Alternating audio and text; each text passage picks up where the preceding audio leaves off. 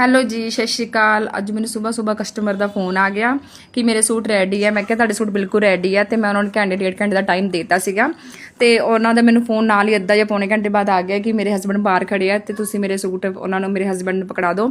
But ਹਾਲੇ press ਵਗੈਰਾ ਹੋਣ ਵਾਲੀ ਸੀਗੀ ਤੇ ਮੈਂ ਫੋਟੋਜ਼ ਵੀ ਕੋਈ ਕਲਿੱਕ ਨਹੀਂ ਕੀਤੇ ਸੂਟ ਦੀਆਂ ਤੇ ਮੈਂ ਫਟਾਫਟ ਪ੍ਰੈਸ ਕੀਤੇ ਤੇ ਮੈਂ ਇੱਦਾਂ ਹੀ ਮਾੜੀ ਮੋਟੀ ਫੋਟੋ ਵਗੈਰਾ ਕਲਿੱਕ ਕਰ ਲਈਆਂ। ਮੈਂ ਮਤਲਬ ਜ਼ਿਆਦਾ ਖੋਲੇ ਨਹੀਂ ਸੂਟ, ਮੈਂ ਇੱਦਾਂ ਹੀ ਫਟਾਫਟ ਫੋਟੋ ਕਲਿੱਕ ਕਰ ਲਈਆਂ ਤੇ ਡੋਰੀ ਵਾਲਾ ਨੈਕ ਬਣਾਇਆ ਸੀ। ਮੈਂ ਤੁਹਾਨੂੰ ਸ਼ੇਅਰ ਕਰਨਾ ਸੀ, ਮੈਂ ਤੁਹਾਨੂੰ ਦਿਖਾਉਣਾ ਸੀਗਾ, ਬਟ ਮੈਂ ਕਸਟਮਰ ਨੂੰ ਇੱਕ ਵਾਰੀ ਫੋਨ ਕਰਤਾ ਸੀਗਾ ਕਿ ਤੁਸੀਂ ਮੈਨੂੰ ਜਿੱਦਾਂ ਵੀ ਸੂਟ ਪਾਓਗੇ ਮੈਨੂੰ ਫੋਟੋ ਕਲਿੱਕ ਕਰ ਦਿਓ, ਮੈਂ ਤੁਹਾਨੂੰ ਜ਼ਰੂਰ ਸ਼ੇਅਰ ਕਰਾਂਗੀ। ਤੇ ਤੁਸੀਂ ਮੈਨੂੰ ਕਮੈਂਟ ਕਰਕੇ ਦੱਸਣਾ ਤੁਹਾਡੇ ਨਾਲ ਵੀ ਕਦੀ ਇੱਦਾਂ ਹੋਇਆ ਵਾ ਕਿ ਤੁਸੀਂ ਹਲੇ ਸੂਟ ਰੈਡੀ ਨਾ ਕੀਤੇ ਹੋ, ਤੁਹਾਡੇ ਕਸਟਮਰ ਬਾਹਰ ਖੜੇ ਹੋਣ। ਬਟ ਮੈਨੂੰ ਬਹੁਤ ਫੀਲ ਹੋਇਆ। ਉਹਨਾਂ ਨੇ 10-15 ਮਿੰਟ ਵੇਟ ਕੀਤੀ ਬਟ ਮੈਨੂੰ ਅੱਛਾ ਨਹੀਂ ਲੱਗਿਆ। ਬਟ ਨੈਕਸਟ ਟਾਈਮ ਥੋੜਾ ਧਿਆਨ ਦੇਵਾਂਗੀ ਕਿ ਇੱਦਾਂ ਕਸਟਮਰ ਨਾਲ ਆਪਾਂ ਇੱਦਾਂ ਨਹੀਂ ਕਹਿਣਾ ਚਾਹੀਦਾ, ਥੋੜਾ ਧਿਆਨ ਦੇਣਾ ਚਾਹੀਦਾ ਆਪਾਂ ਨੂੰ ਇਹ ਚੀਜ਼ਾਂ ਦਾ ਵੀ। ਅਗਰ ਵੀਡੀਓ ਵਧੀਆ ਲੱਗੀ ਹੋਵੇ ਸ਼ੇਅਰ, ਲਾਈਕ, ਕਮੈਂਟ ਜ਼ਰੂਰ ਕਰ ਦਿਓ। Thank you.